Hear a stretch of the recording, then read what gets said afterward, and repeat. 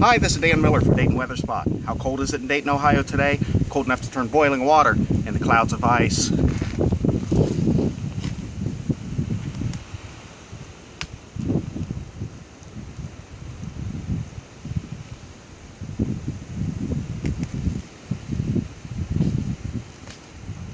Yeah, it's pretty much a beautiful day to stay inside.